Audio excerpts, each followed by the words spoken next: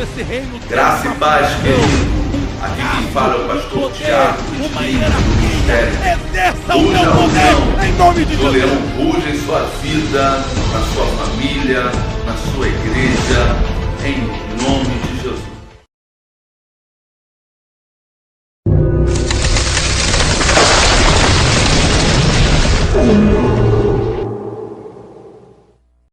Sabe,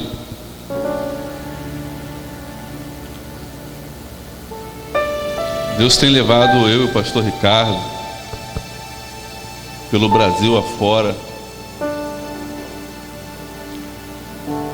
e nós temos ministrado a muitas pessoas, a muitos irmãos, a muitas igrejas, mas muitas das vezes a gente se frustra, querido, porque a sensação que a gente tem é que a gente está lançando pérola aos porcos, sabe? A gente libera a revelação e o povo não absorve, o povo não recebe, o povo não assimila a informação espiritual. Porque certamente a maioria de vocês aqui conhece mais Bíblia talvez do que eu e o pastor Ricardo.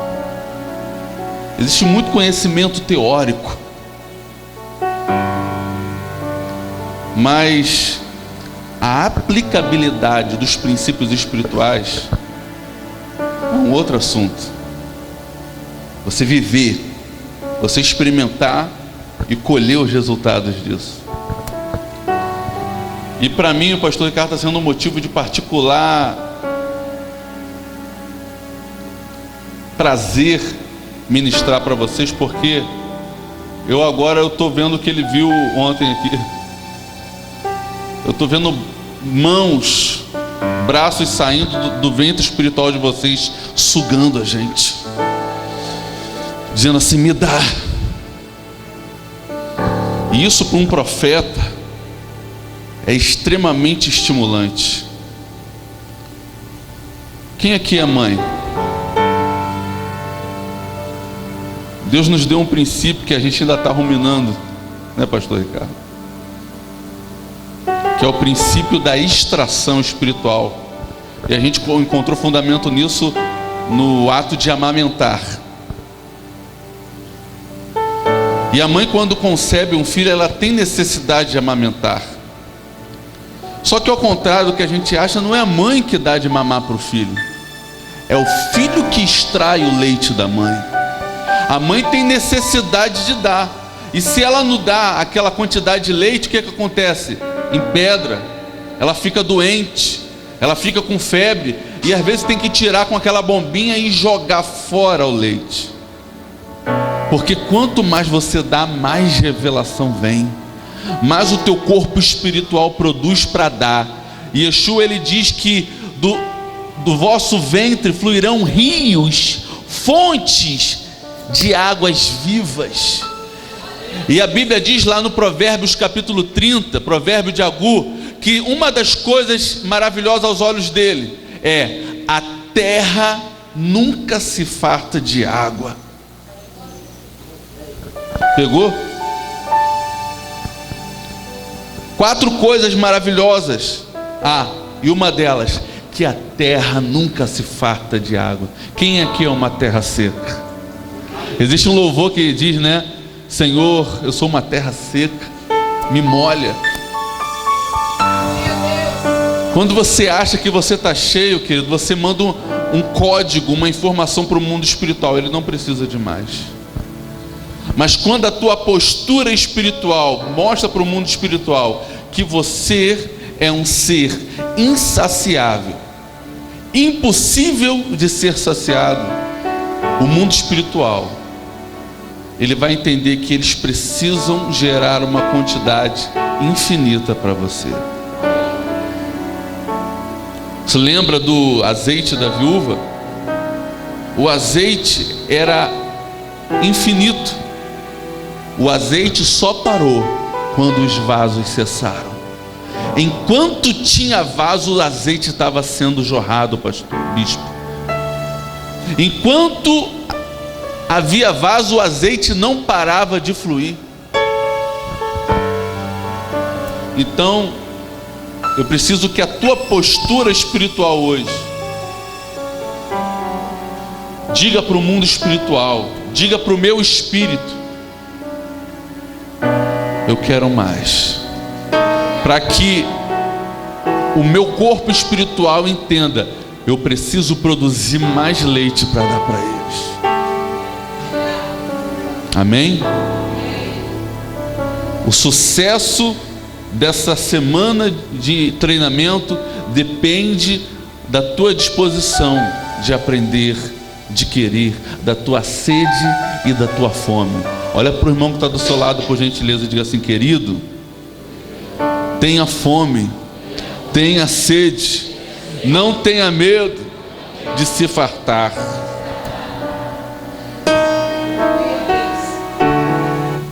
Aleluia, aleluia, aleluia, aleluia, aleluia, aleluia. Sabe, querido, adoração, ela é uma chave para abrir portais. Só que ao contrário do que a gente pensa, adoração não é apenas música. Na verdade, adoração não tem nada a ver com música.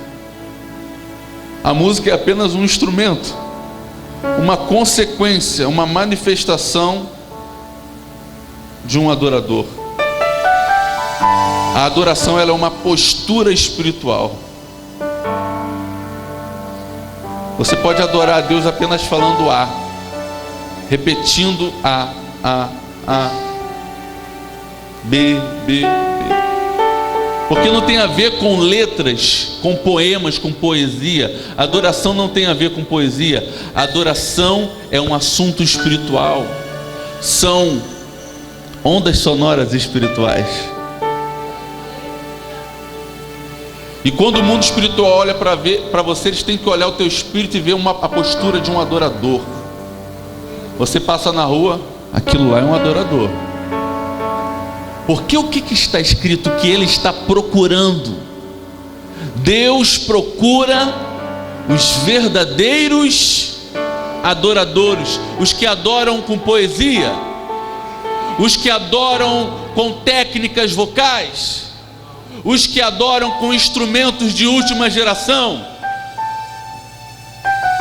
os que adoram com a boca, os que adoram em espírito. Diga: em espírito e em verdade. Eu confesso para você que eu preciso fazer um esforço muito grande para começar a pregar. Minha vontade era sentar no púlpito aqui e ficar degustando dessa unção tão agradável que está aqui. Você está sentindo isso? Será que só sou eu que estou sentindo? Abre a sua Bíblia, por gentileza, querido. Mateus capítulo 12, versículo 33.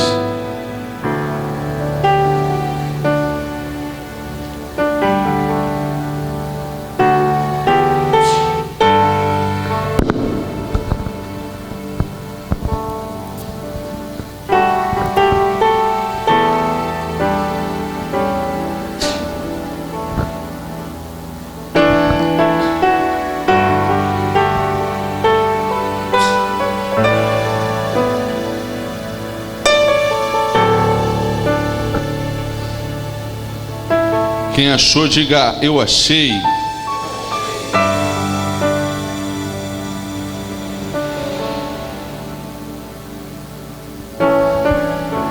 Vamos ler, queridos. E quando o espírito imundo tem saído do homem, anda por lugares áridos, desertos. O que eu falei? O meu é 43, eu falei 33? Me perdoa, querido. Eu disse para você que eu estou me esforçando para me concentrar. Tem hora que Fica difícil controlar a alma quando o espírito está numa outra dimensão. Todos acharam agora? 12:43. Vamos ler o 43 de novo então. E quando o espírito imundo tem saído do homem, anda por lugares áridos, buscando repouso e não o encontra. Então diz: voltarei para minha casa, de onde saí. Diga: casa. E voltando, acha-a desocupada, varrida e adornada. Então vai e leva consigo outros 7 espíritos piores do que ele, e entrando habitam ali. E são os últimos atos desse homem, piores do que o primeiro. Assim também acontecerá a esta geração má. Amém? Aleluia. Queridos, o pastor Ricardo já adiantou aqui o título, o tema da nossa ministração nessa noite, que é conquista de territórios. O libertador, quem aqui entende que está sendo treinado para ser um libertador? Amanhã o pastor Ricardo provavelmente vai falar sobre os libertadores, né, pastor Ricardo? Sobre os Iachas. O libertador, ele tem uma característica implícita. Ele é um exímio conquistador de territórios. Porque toda batalha espiritual, ela é apenas o pano de fundo, o background de uma batalha, uma conquista por territórios. E hoje você vai ouvir muito o pastor Tiago falando sobre o termo jurisdição, porque nós vamos entender daqui a pouco que território não é apenas uma terra, uma geografia, mas uma jurisdição. Diga: jurisdição. Você também vai ver o pastor Tiago falando muito a palavra jurisprudência. O que é a jurisprudência? Tem algum doutor aqui em direito? Jurisprudência é a interpretação e a aplicação da lei em determinada jurisprudência.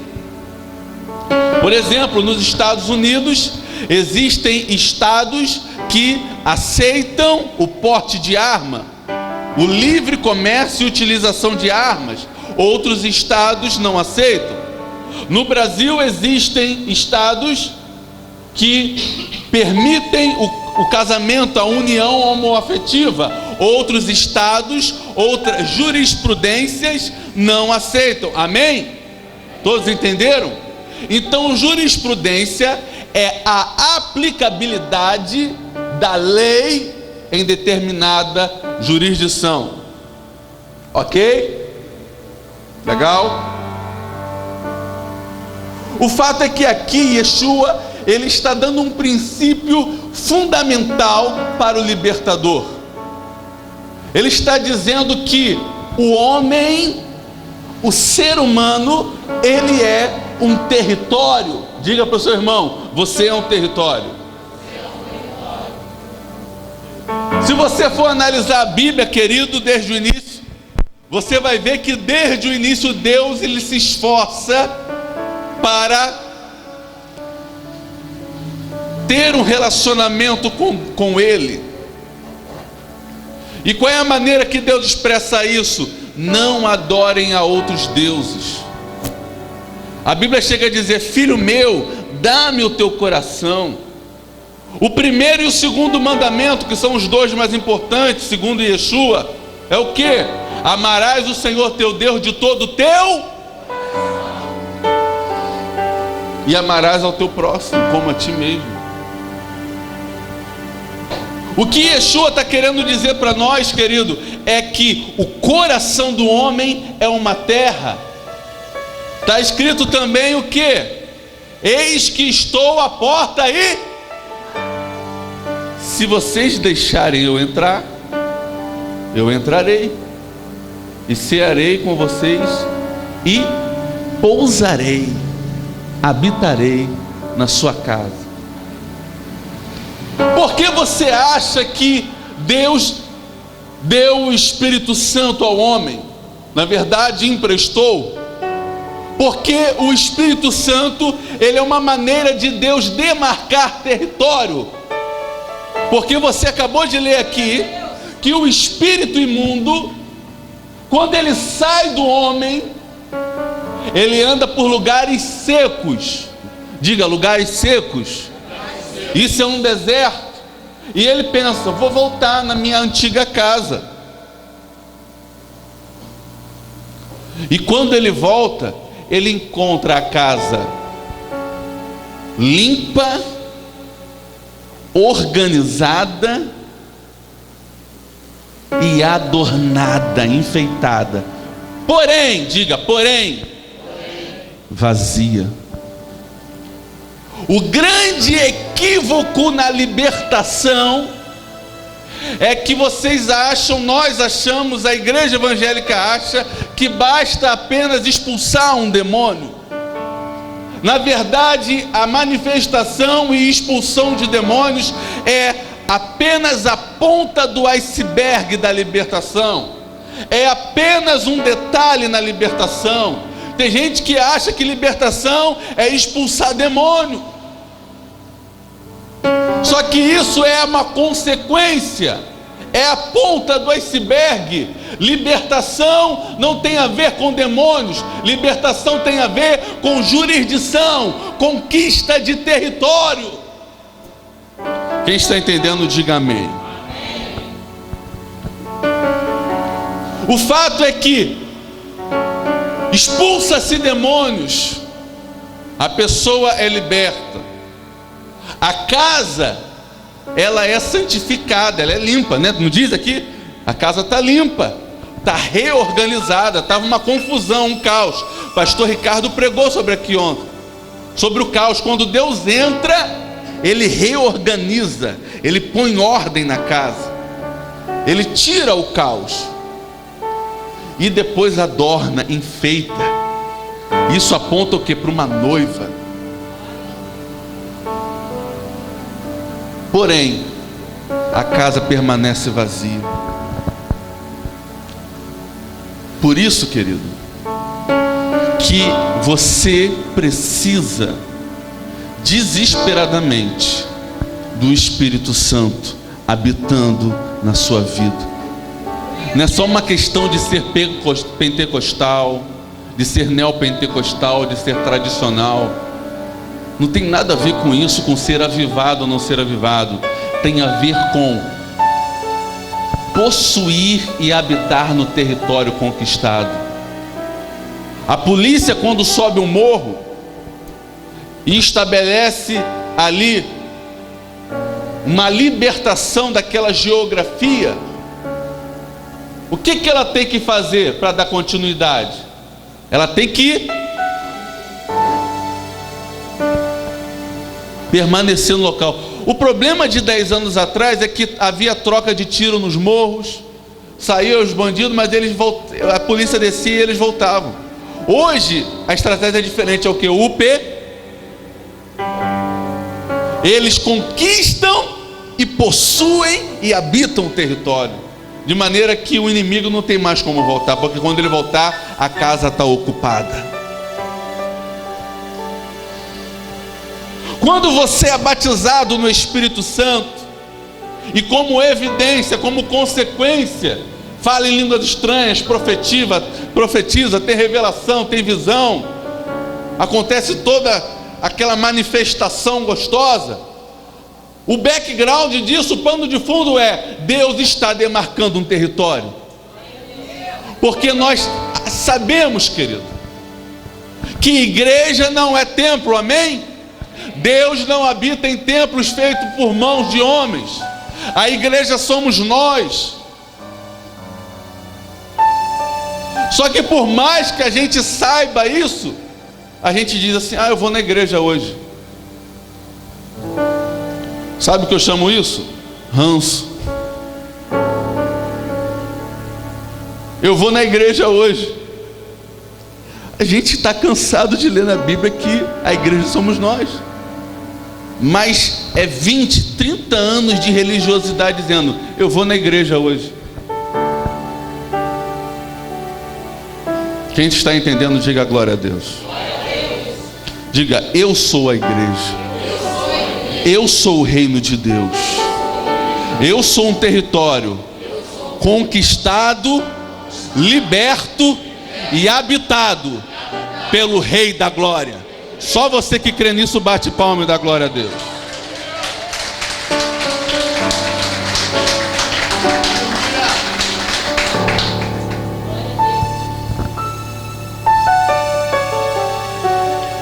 Pastor Ricardo falou aqui antes, querido, que tudo é território. Durante muito tempo na batalha espiritual, nos atos proféticos, faziam-se batalhas por geografias, principalmente nos portais das cidades, dos bairros. E isso é imprescindível, isso é uma outra etapa da batalha espiritual imprescindível. Só que deixa eu te fazer uma pergunta para pessoas inteligentes, amém? Você conquista um território, mas um território ele é constituído de quê? De pessoas que habitam nesse território. Você tem a posse de um território, mas você não tem o coração das pessoas que habitam nesse território. Deixa eu te fazer uma pergunta inteligente: esse território é teu de fato? Por isso que Deus diz: dá-me o teu coração. Por isso que Deus tirou o povo do Egito, mas o povo continuava pecando. Porque Deus tirou eles da geografia, mas o coração deles estava cheio do Egito. Por isso que tem crente que vem para a igreja, aceita Jesus, mas não consegue sair do pecado, porque ele ainda é uma jurisdição das trevas. Há trevas ainda dentro dele. E o que tem que ser feito? O valente tem que ser manietado, lançado fora, e imediatamente esse espaço vazio tem que ser preenchido pela glória de Deus. Se você é de fato uma jurisdição preenchida pela glória de Deus, se expressa de alguma maneira para eu ver.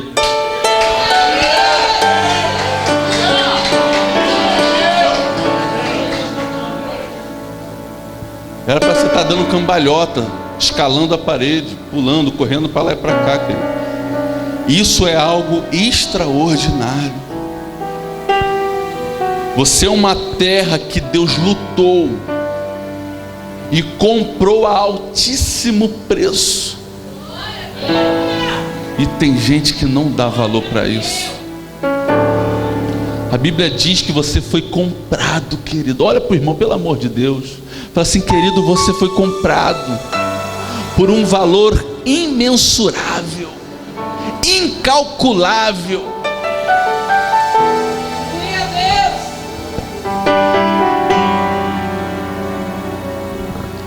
Calma que vai esquentar, querido. Primeiro preciso aplicar princípio em você. E princípio é igual sapato, é igual fundamento. Porque não adianta eu construir aqui alguma coisa e você não está fundamentado. Então primeiro eu estou aplicando o quê? Ensino, sapata, fundamento para você suportar o peso da revelação. Amém, querido? Abra sua Bíblia por gentileza. Em Mateus, ou melhor, em Lucas 8:41.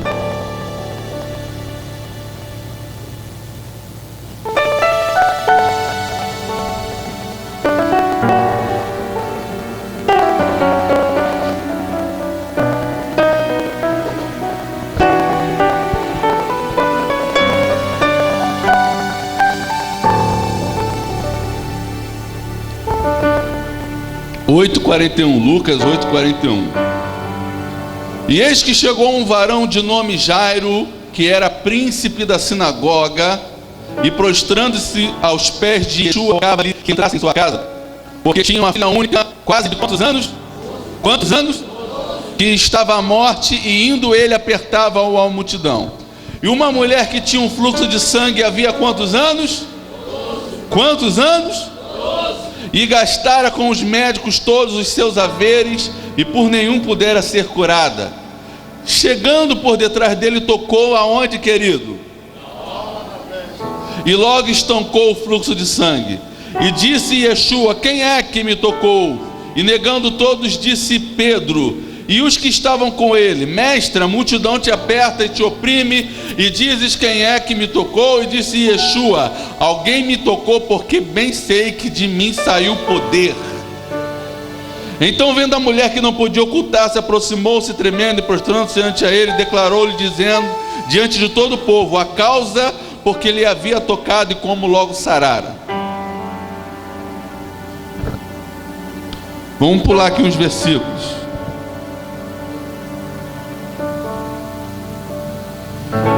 Mas, versículo 8, capítulo 8, versículo 54.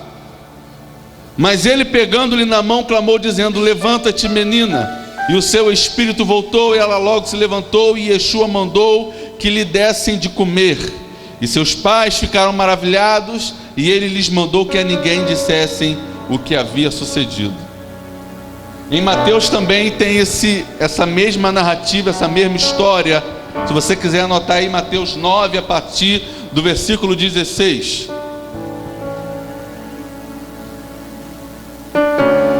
Quando a gente lê a Bíblia apenas com entendimento natural, humano, a gente vê que Jesus, ele fez 2 milagres extraordinários, lindíssimos. Jesus curou a mulher do fluxo de sangue, e Jesus curou a filhinha de Jairo, o principal da sinagoga. Queridos, quem é que está com um carro C3 aqui no corredor? Aqui nessa rua ao lado aqui? Ninguém? Então morreu. Voltando para cá, quando você lê apenas com entendimento natural, você vê 2 milagres extraordinários. Jesus curou a mulher do fluxo de sangue, 12 anos com fluxo de sangue. Jesus curou a filhinha de Jairo, principal da sinagoga, que tinha 12 anos, ok? Não é isso que você lê? Agora vamos olhar com os olhos espirituais, porque as coisas espirituais se discernem. Por trás desses 2 milagres lindos, extraordinários, impactantes, existe um pano de fundo muito maior, muito mais tremendo. Existe uma atmosfera intensa de conquista de território. Existe uma batalha espiritual intensa pela conquista de um território. O fato é que Jesus estava se mudando para Cafarnaum. Se você ler os versículos anteriores, você vai confirmar isso. Jesus estava indo morar em Cafarnaum, que era uma cidade litorânea. E quando eu preparei essa mensagem, eu não tinha atentado que nós estamos numa cidade litorânea. Por isso, bispo, isso constitui-se numa palavra profética para o seu ministério. Porque hoje Macaé no mundo espiritual é Cafarnaum. Amém? Vocês concordam com isso? Então eu quero abrir um portal agora e transformar Macaé numa Cafarnaum. Porque nós vamos, através da palavra, através da aplicação dos fundamentos da palavra, destronar todo tipo de estrutura espiritual da maldade nessa cidade. E nós vamos estabelecer o reino de Deus aqui, o reino de Yeshua, amém?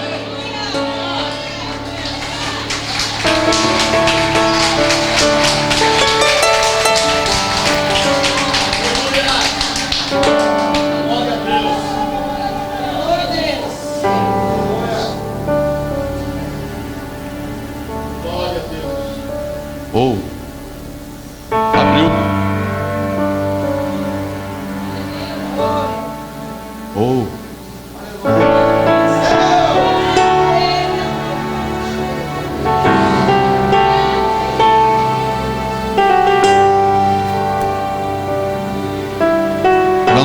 mais ninguém na minha frente. A tela se abriu aqui.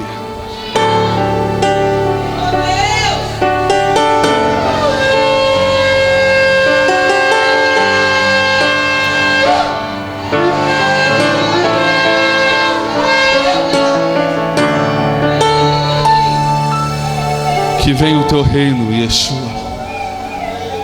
Que venha o teu reino. Que venha o teu reino. Que venha o reino do Filho de Deus.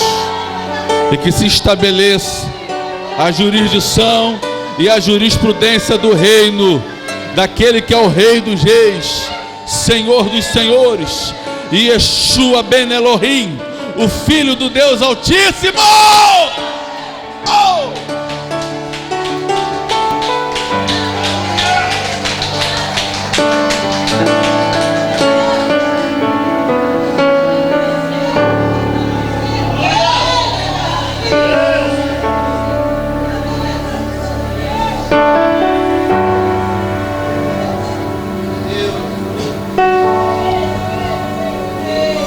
Jesus estava se mudando para Cafarnaum.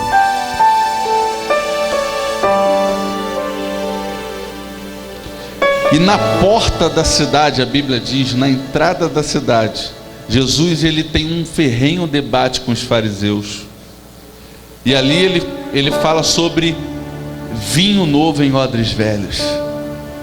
Ele fala de remendo de pano novo em roupas velhas. Jesus está falando ali sobre quebra de religiosidade.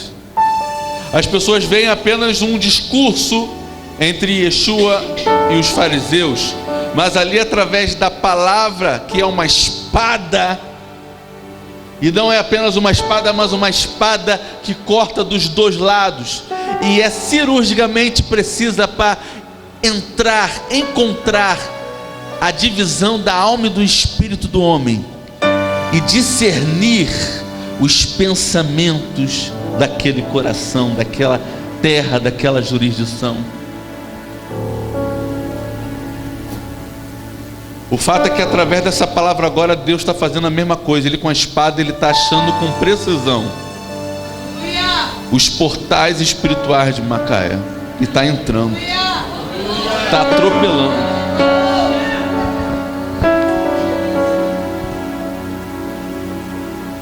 Jesus está falando assim: olha, não dá para botar vinho novo em odres velhos, pessoal, porque o que eu tenho para vocês é um vinho novo, fresco. Mas qual é a situação do vinho novo em odres velhos? O bispo já deve ter ensinado isso para vocês. O odre é uma bolsa feita de couro, e o vinho novo, quando ele é colocado na bolsa de couro, ele sofre fermentação e libera gases, ok? Vocês estão acompanhando? É isso mesmo? E o gás faz o que? Ele se dilata, ele se expande e faz com que o couro ele ceda. Agora, se você pegar um couro velho que já cedeu o que tinha que ceder, esticou o que tinha que esticar, e colocar um vinho novo que ainda vai sofrer fermentação, esse odre vai romper, vai estourar, e todo aquele vinho vai ser desperdiçado no chão. Por isso, querido, que revelação a gente só pode dar para quem quer, para quem está preparado, porque às vezes a gente libera algo, bispo, e o povo não recebe, e ainda fala mal, porque não recebeu, não tem estrutura espiritual, não tem fundamento espiritual que para sustentar o peso da revelação. Amém? A Bíblia diz isso claramente, querido. A Bíblia diz que existem níveis de fé. A Bíblia diz que Deus levantou líderes para ser líderes de 100, outros para serem líderes de 1000, e por aí em diante. Não está isso na Bíblia, querido? E ali Jesus está falando para os fariseus. Ele está ali através de decretos, de comandos, de palavras espirituais. Ele está desferindo golpes. Ele está desferindo golpes precisos na estrutura espiritual daquela cidade, que era a religiosidade. Ele ali identificou, discerniu qual era a estrutura que prendia aquela cidade. O libertador, Ele tem que ter um discernimento muito espiritual para chegar em lugares, estar com pessoas e de cara discernir o que está acontecendo naquele território. Qual é o tipo de batalha que ele vai travar naquele território? Porque quando você entende, quando você discerne qual é o tipo de batalha que você vai ter naquele território, você vai botar a armadura específica para aquela batalha. Você vai usar armas específicas para aquela batalha e para aquele inimigo. Batalha espiritual não se faz com ignorância. Batalha espiritual não se faz com coragem. O camarada que faz batalha espiritual dando tiro no escuro, sem preparo, sem treinamento, ele morre. Os demônios pegam ele na curva. Por isso que Jesus diz: lá vem o príncipe deste mundo, e ele nada tem em mim. Jesus está falando: eu sou uma jurisdição, e não existe argumento espiritual das trevas em mim. Porque quando a gente entra numa batalha e confronta demônios, querido, e se esses demônios têm pontos de apoio no nosso espírito ainda, ele não vai te pegar amanhã nem depois não, ele deixa o tempo passar, querido. O diabo não tem pressa de derrubar crente. E 2, 3, 4 anos depois ele te pega na curva, e você não sabe por quê. Por que caiu? Porque pecou, irmãozinho, era uma bênção. Um pecado não acontece do dia para a noite. Olha para o irmão e fala isso. Um pecado não acontece do dia para a noite. Quando ele vira fato consumado, ele já nasceu há muito tempo. Por isso que ele diz: ele não tem nada em mim. Ele não tem argumentos, pontos de apoio. Não existe pontes espirituais que permitam que ele entre nessa jurisdição, porque eu estou totalmente ocupado pela cavode, pela glória de Deus. Glória a Deus.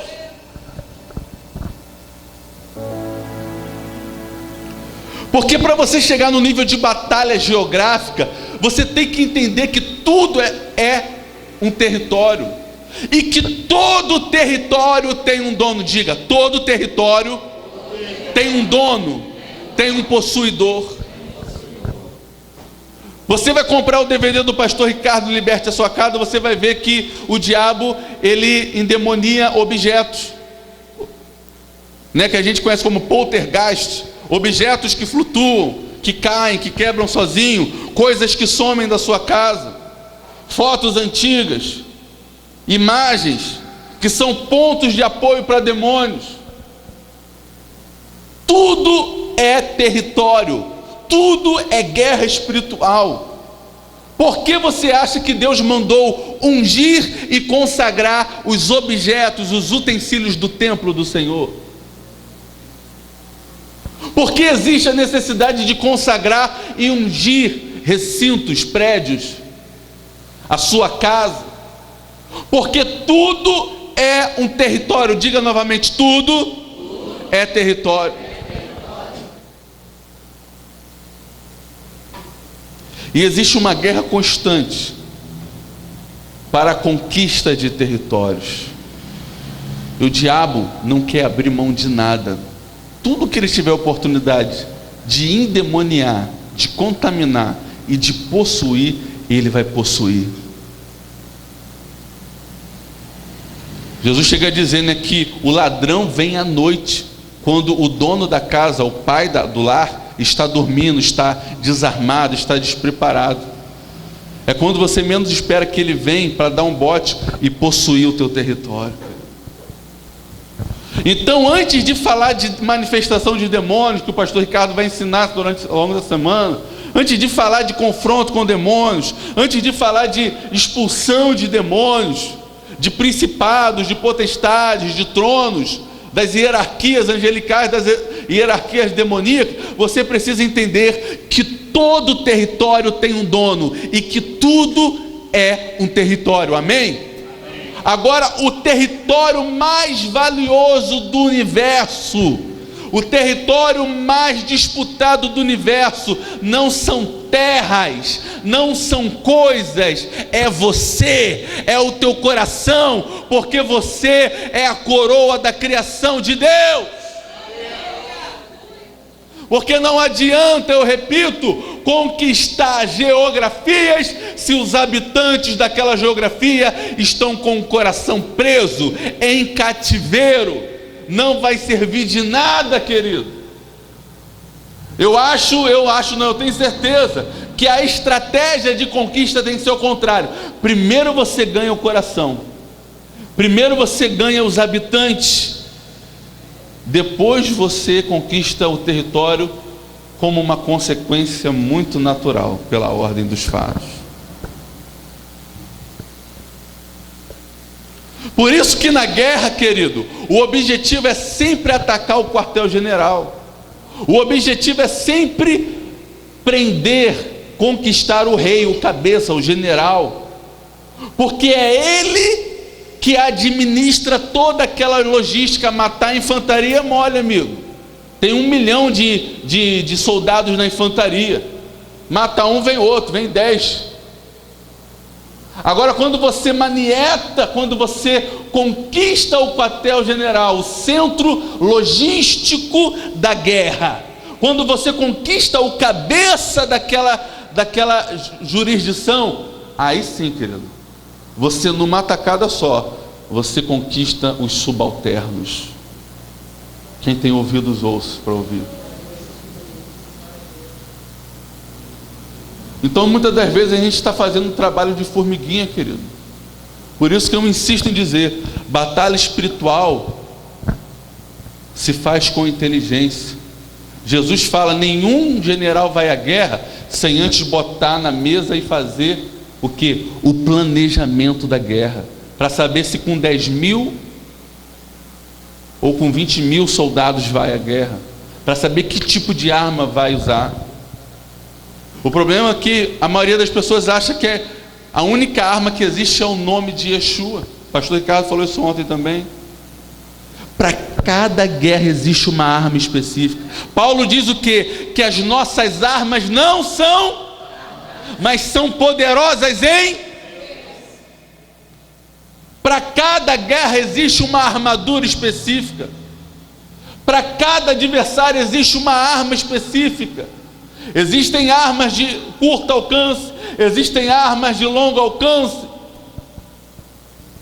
Amém ou não amém? Existem armas de destruição individual, existem armas de destruição em massa. Amém ou não amém? E isso quem vai explicar para você é o pastor Ricardo, creio eu. Jesus está se mudando para Cafarnaum.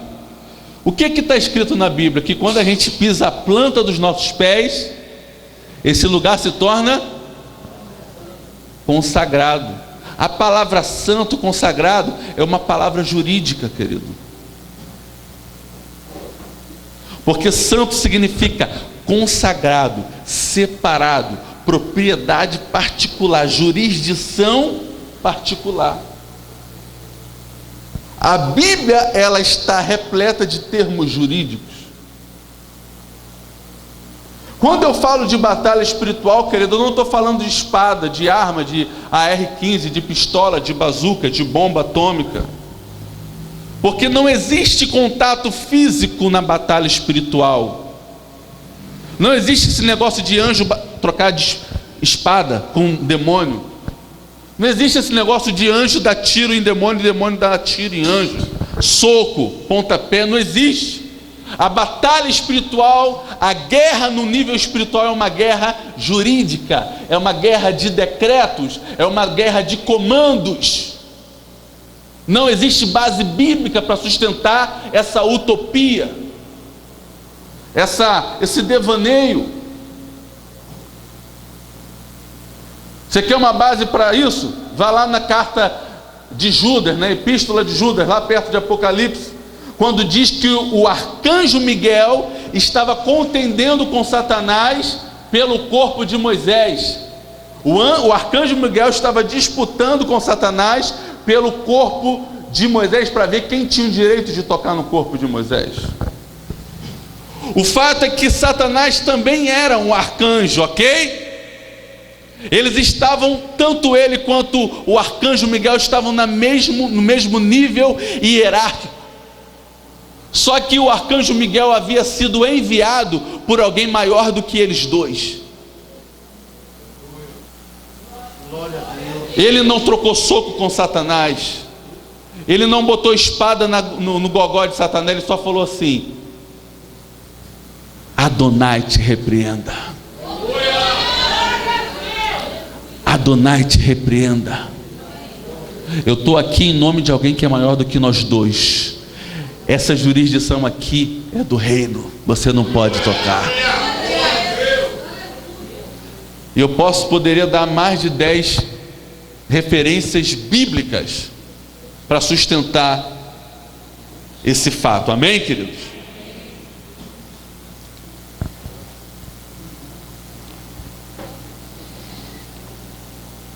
Lá no Éden, querido,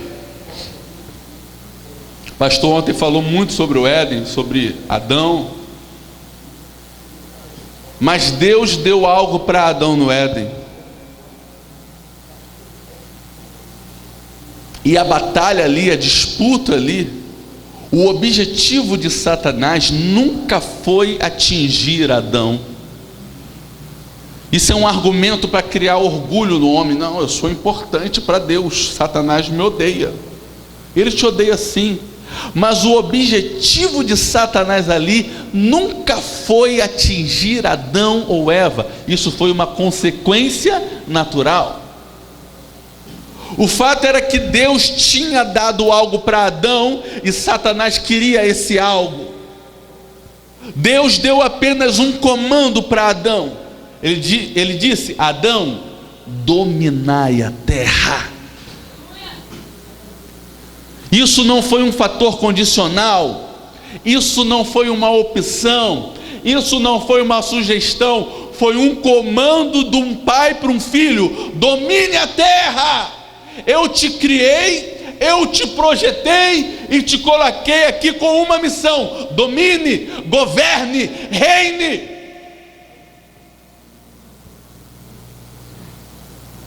E a estratégia do inimigo, o plano dele foi desmascarado lá na tentação de Yeshua, nos 40 dias e 40 noites no deserto.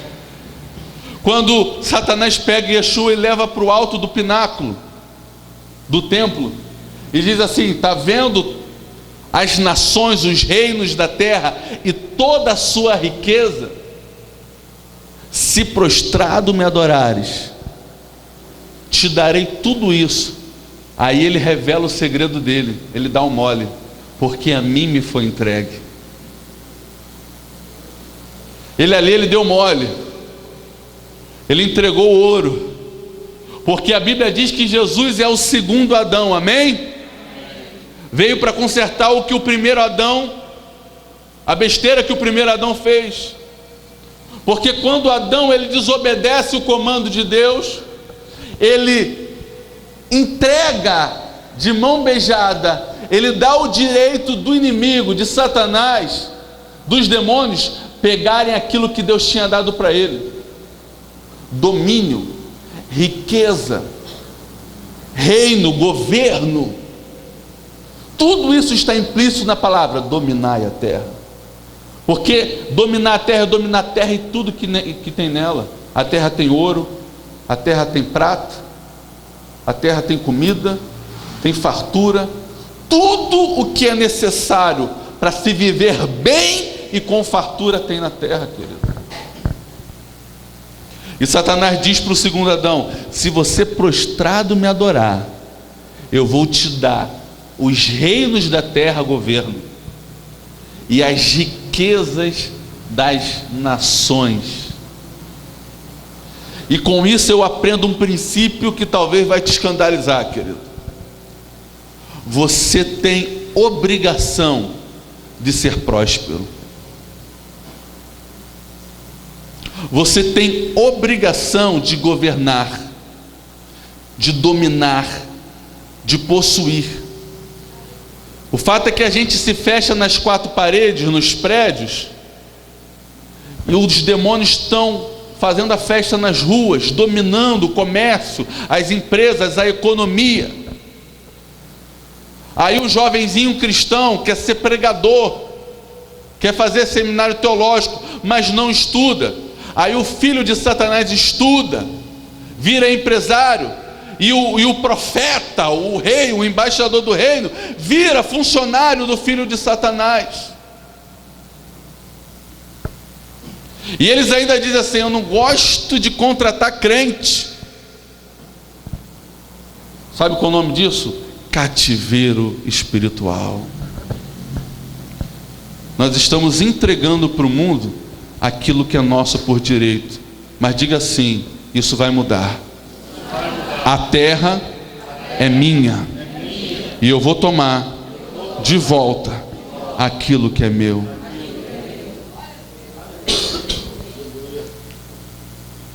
Acho que você não entendeu o que eu disse. Eu vou repetir, porque eu acho que de repente você não entendeu. A Bíblia diz o seguinte: os céus são os céus do Senhor, mas a terra Ele deu aos filhos dos homens. Em nome de Jesus, a terra é sua.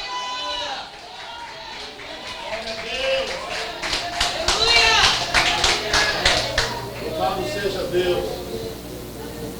Aleluia.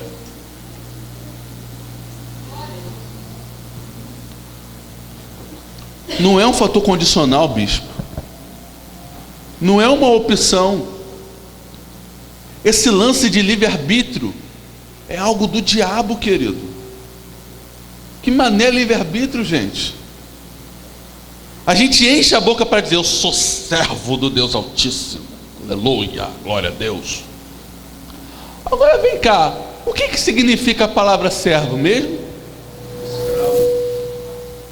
Então você diz que você é escravo do Deus Altíssimo. Escravo tem direito a alguma coisa? Quando eu trabalhava embarcado, os meus supervisores falavam assim: você tem direito de não ter direito. Aí criam-se os argumentos da mediocridade. Eu estava até comentando com alguns irmãos ontem à noite.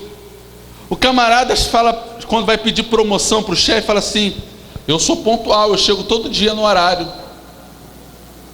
A vontade é de fazer que nem o Capitão Nascimento. Pá, pede para sair. Amigo, chegar no horário é obrigação tua. Isso é qualidade, isso é virtude? Porque um monte de gente chega atrasado. Cara, acorda, sai desse cativeiro, sai da mediocridade.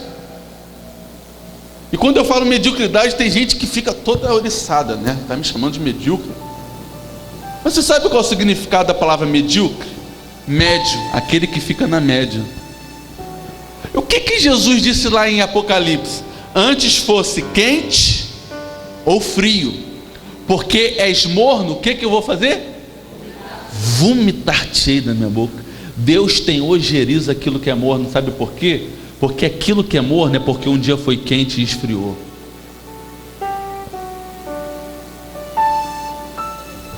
Deus não suporta covarde.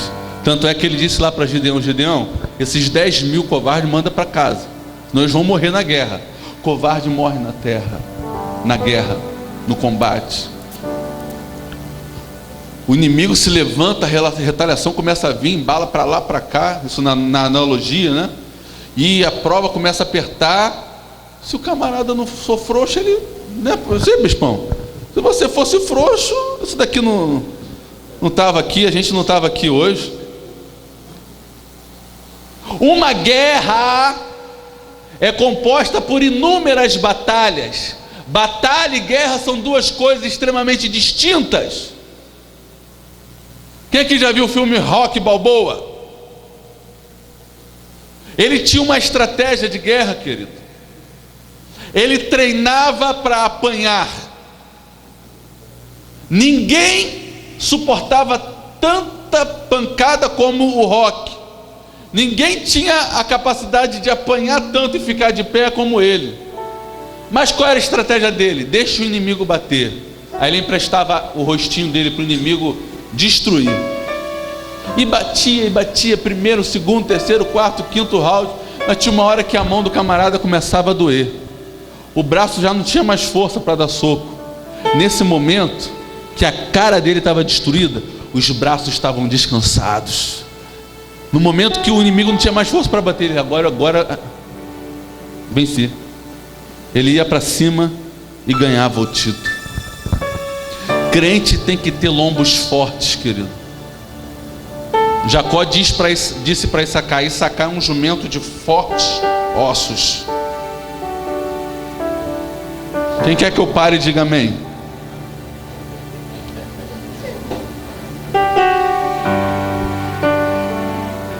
Isso é só para ver se você está ligado.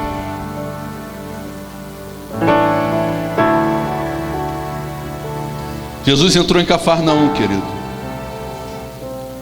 E logo de cara, depois que ele desbarata a estrutura espiritual da cidade através do argumento do vinho novo e do pano novo, ele quebra, ele desmantela, ele desbarata o inimigo.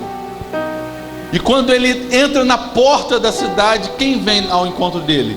Simplesmente o principal da sinagoga, o chefe dos rabinos de Cafarnaum, o chefe dos religiosos de Cafarnaum. E o que o chefe dos rabinos de Cafarnaum faz?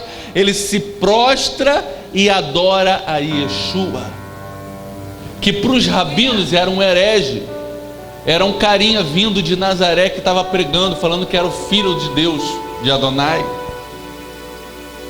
Eles tinham repulsa à pregação de Jesus. E o golpe que Jesus desfere na entrada, ele tem como consequência o que? O principal da sinagoga adorando. A palavra adorou no original é prosnúquio. Prosnúquio, a tradução literal de prosnúquio é beijar os pés de alguém como um cachorro lambe os pés do seu dono. Imagine, querido, o Papa de Cafarnaum, diante de todos os seus discípulos, lambendo, beijando os pés sujos do deserto de Jesus. No mundo espiritual, ele pegou a coroa dele, que representava o domínio daquela jurisdição, e estava falando assim: toma, Yeshua, você agora é o dono dessa jurisdição. Sem levantar uma espada, sem dar um golpe, sem ofender uma pessoa, apenas usando a arma certa, na hora certa e contra o inimigo certo, ele desmantelou uma estrutura e pegou a jurisdição espiritual de uma geografia. Aí, na sequência, vem uma mulher com fluxo de sangue há quantos anos? E ela é curada. Depois ele vai e cura a filha de Jairo, quantos anos? 12 na Bíblia aponta para governo, para reino, para jurisdição. 12 também aponta para Bar Mitzvah. Alguém já ouviu falar desse nome? Bar Mitzvah. Toda criança judia, hebreia, quando completa 12 anos, ela faz um ritual chamado Bar Mitzvah. Jesus também fez esse ritual. E ele lê um texto da Torá, e a partir daquele momento, o mundo espiritual e o mundo civil enxerga aquela criança não mais como uma criança, mas como um adulto. Se ele cometer um crime civil, ele vai preso, não é mais o pai que vai preso. Se ele transgredir uma lei da Torá, ele é morto em praça pública, apedrejado, não mais o pai dele. Bar Mitzvah significa filho da lei, filho da Torá. Em outras palavras, o mundo espiritual estava mandando um recado para Yeshua, dizendo: essa jurisdição não vai sair da infantilidade espiritual, não vai entrar na maturidade espiritual, vai permanecer na religiosidade, naquela vidinha de vir na igreja quarta e domingo, de ser crente só aqui dentro do prédio, do recinto, de adorar a Deus, de ser santo, de ser luz, de ser sal, só aqui dentro, aquela coisinha de vou para a igreja. E enquanto isso, o diabo e os seus súditos estão governando o mundo, possuindo a terra. Aí o endemoniado passa com um carro de 200 mil ali fora, querido, e ri de você que está aqui dentro. Eu sei que é duro ouvir isso. Um dia eu também ouvi isso, fui confrontado 10 mil vezes mais forte do que você está sendo confrontado hoje. Porque quem me disse isso foi o meu discipulador, e não tinha público, era eu e ele só. Ele olhou no meu olho e ele falou assim: você é medíocre, você é um moleque, você é um garoto, você é um religioso, né, pai?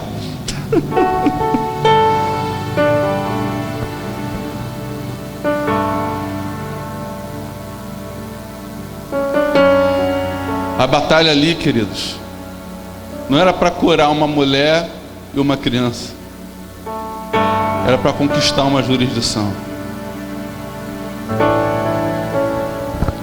E o diabo queria que aquela geografia, aquela cidade, permanecesse na religiosidade. E o que Paulo fala mesmo, querido, lá em 1 Coríntios 3:1? E eu, irmãos, não vos pude falar como a pessoas espirituais, mas como a carnais, como a meninos na fé. Paulo queria dar mocotó para eles, Paulo queria dar comida de adulto, e ainda estava tendo que dar leitinho para eles, porque o povo não conseguia acompanhar as revelações. Tem coisa que o bispo quer falar aqui, mas não pode, que vai escandalizar os irmãos, né, bispo? O povo ainda não está preparado. A minha visão é grande, pastor Tiago. A minha visão é grande, pastor Ricardo. Eu quero fazer isso, mas tem que ter paciência para o povo ruminar, entender, né, pastor? Né, bispo? Paulo fala: gente, eu estou num nível e eu quero que vocês subam junto comigo, mas vocês ainda são meninos. Tem coisa que é de menino, gente. O pastor Ricardo falou aqui ontem: crente que tem problema com dízimo e oferta. Dízimo e oferta é apenas o primeiro degrau, querido. Se você ainda tem problema com pecadinhos, com coisas pequenas, você precisa amadurecer. Isso não depende de libertação. O pastor Ricardo falou ontem aqui: é só você decidir. Decida.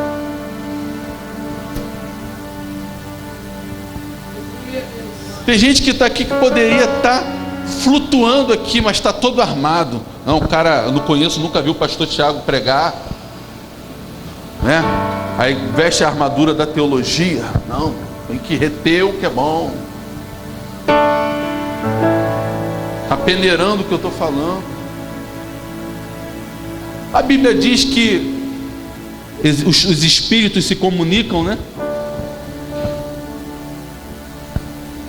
Eu nunca vi o bispo, mas nem chegou aqui, parece que se conhece há 10 anos, né, bispo? Porque os espíritos se comunicam. A Bíblia diz que o espírito testifica com outro espírito, não é? Se você fosse uma pessoa espiritual, você ia testificar o seguinte: o meu espírito ia dizer para o seu: fica tranquilo, recebe tudo, come tudo, sem medo de ser feliz.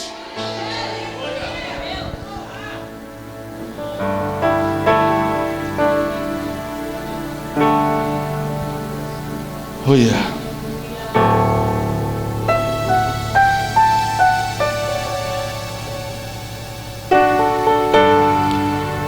agora eu vou falar sobre jurisprudência. Nós aprendemos que tudo é território, amém? Diga: tudo é território, principalmente eu. Nós aprendemos que todo território tem um dono, ok? Diga: todo território tem um dono. Se Deus não é o dono, é Satanás, querido. Não tem, é 6, é 8 ou 80, né, como diz. Porque se está vazio, o diabo vai voltar e vai trazer 7 demônios piores do que ele.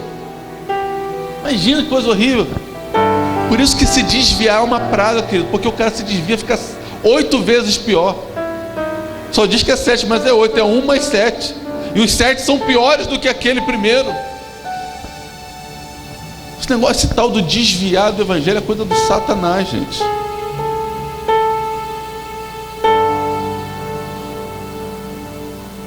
O que é a jurisprudência, pastor Tiago?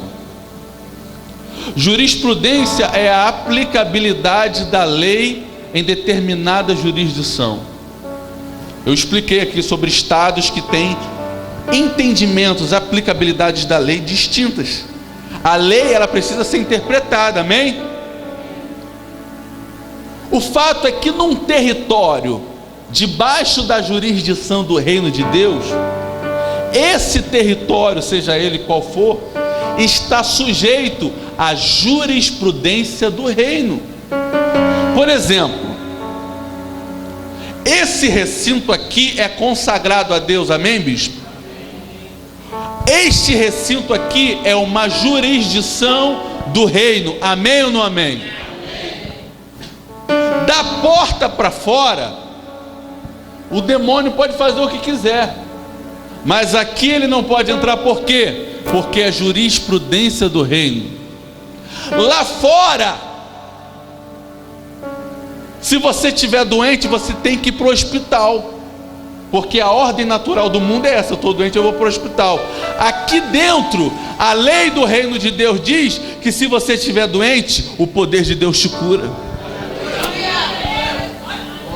Aqui dentro, você não está sujeito aos limites da física, da gravidade, porque você está debaixo da jurisprudência do reino de Deus. Aqui, se Deus quiser, faz crente flutuar, porque a lei da física, a lei da gravidade não funciona, porque estamos debaixo de jurisprudência do reino de Deus. E no reino de Deus, a lei da física é outra. O morto que entrar aqui dentro, ele tem que ressuscitar, porque a morte não tem vez no reino de Deus. Por isso que toda vez que você entra nesse recinto, a tua expectativa tem que ser a maior possível, porque aqui o impossível se torna possível. Aqui não há limites para nada, porque a jurisprudência, as leis que estão regendo esse recinto são as leis de Deus. E quando eu falo isso, eu sinto a presença dele.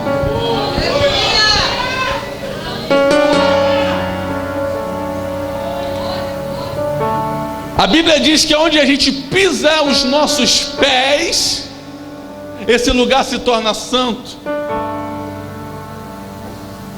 E eu falei que guerra, batalha espiritual não é uma guerra de contato físico, mas uma guerra de comandos, de decretos. Quanto mais unção você tem, quanto mais glória você tem, mais espaço você ocupa no cosmos. O teu corpo físico, ele ocupa um espaço de 50 centímetros, mas o teu corpo espiritual ocupa um espaço de 10 quilômetros. E às vezes quando você chega num lugar, o ambiente já está todo preparado, porque o teu corpo físico chegou agora, mas o teu espírito, a tua jurisdição espiritual te precedeu. Por isso que quando Jesus entra em Cafarnaum, de cara, sem anunciar, sem ninguém precisar avisar, o chefe da sinagoga pega a sua coroa e põe aos pés do Rei dos Reis, porque antes dele a jurisprudência do reino chegou. As cadeias caíram, o cativeiro foi abolido e a carta de alforria foi lavrada.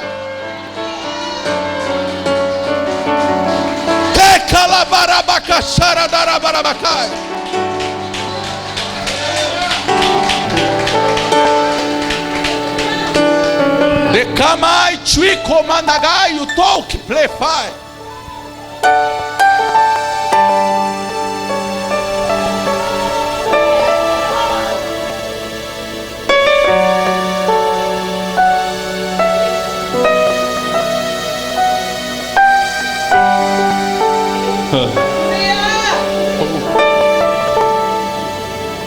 Aleluia.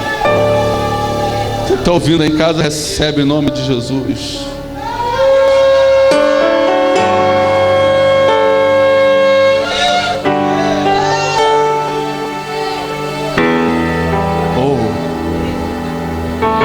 Está saindo daqui e está indo para aí. E está saindo em forma de vapor quente. Você vai sentir uma lufada de ar quente aquecendo a tua cabeça agora.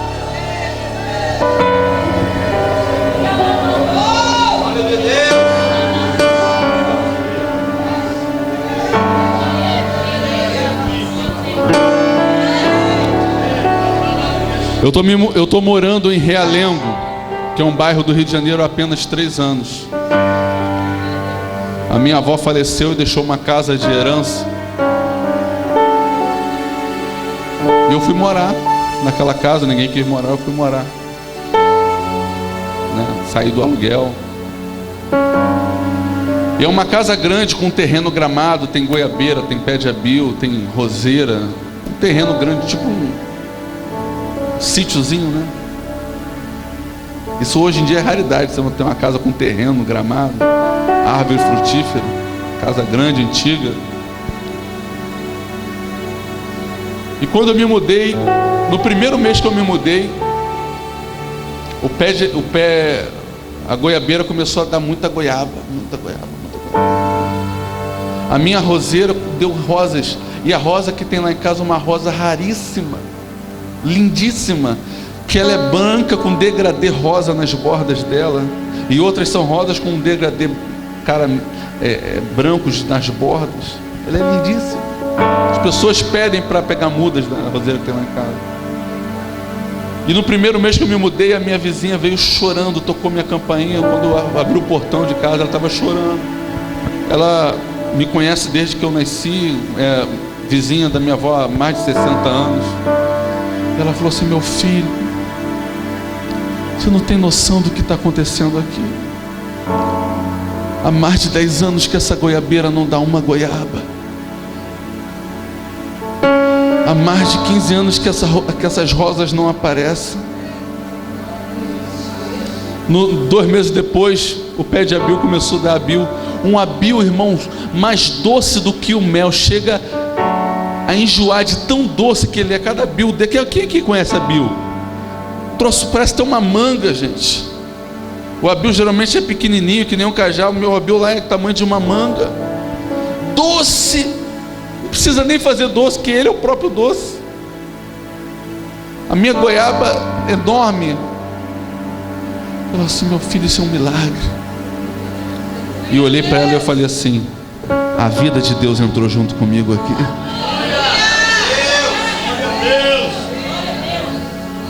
Aí o filho dela, que estava nas drogas há anos, eu sempre passava para ele, só falava: e aí, Daniel, tudo bem? 1 ano e meio, quase 2 anos depois, morando lá, teve um dia que eu cheguei de uma ministração 11h30 da noite em casa. Aí fui na rua comprar uma Coca-Cola para jantar com a minha família. Ele estava na rua sentado na sarjeta. Eu só falava bom dia e boa noite para aquele rapaz. Nunca tinha parado para conversar com ele. Mas naquele dia eu parei. Eu falei: oi, Daniel. Ele: ô, Tiago, tudo bem? Eu falei: Daniel, vem aqui, eu quero conversar com você. Ele levantou, ficou em pé, no meio da rua. Eu falei assim: Daniel,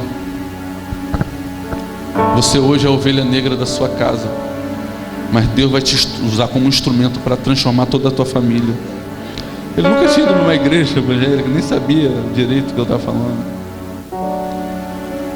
Deus vai fazer uma obra na sua vida. Eu já estou orando por você, ó. Nisso as lágrimas já começaram a descer. Ele começou a chorar copiosamente, da meleca toda a descer. Daquele dia em diante, ele nunca mais botou crack na boca. Arrumou um emprego na semana seguinte. Hoje ele fez um curso e foi chamado para trabalhar numa empresa em Foz do Iguaçu, com moradia paga pela empresa, avião pago pela empresa. Ele trabalhava na frente do meu condomínio, da rua onde eu moro, guardando o carro dos outros, ganhando 50 centavos, R$1. A vida dele mudou só porque eu decidi parar para conversar com ele em 5 minutos.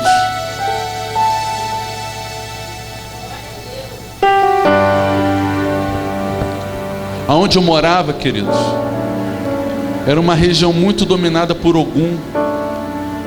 Na estação de Realengo, todos já conhecem aquela música do Gilberto Gil, né?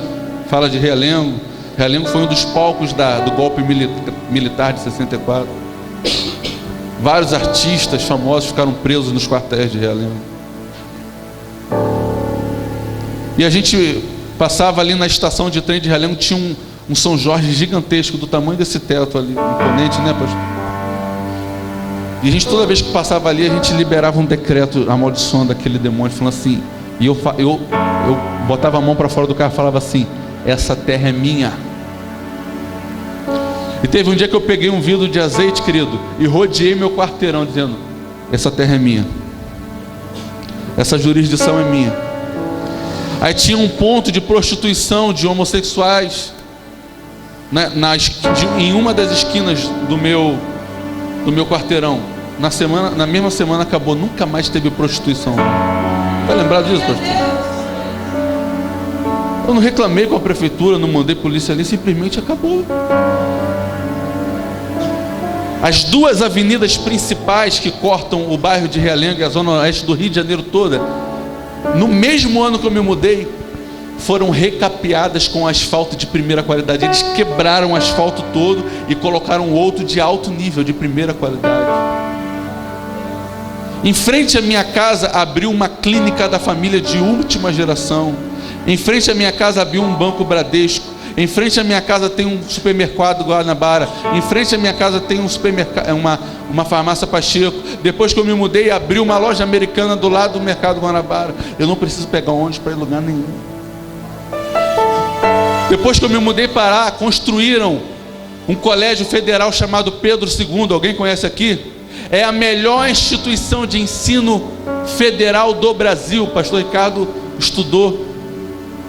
Aí eu falei assim: Deus, eu quero que minha filha tem 9 anos, aprenda música, mas não tem professor de música aqui em Realengo. Aí o Pedro II construiu um conservatório de música com uma concessão da Vila Lobos. E eles abriram 20 vagas para sorteio para crianças da comunidade que não eram alunas do Pedro II. Sabe o que aconteceu? Minha filha foi sorteada. Ela faz escola federal de música sem eu pagar um tostão. No meio de milhares de inscritos, ela foi escolhida.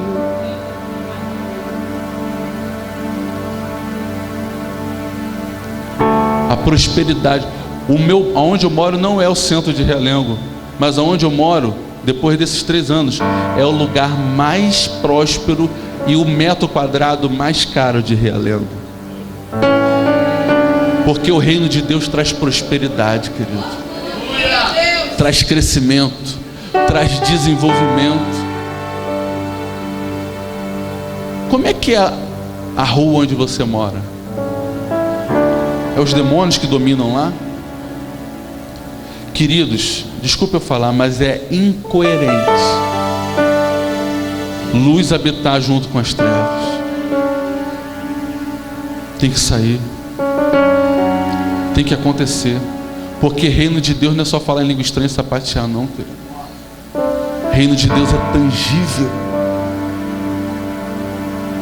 Fica de pé em nome de Jesus.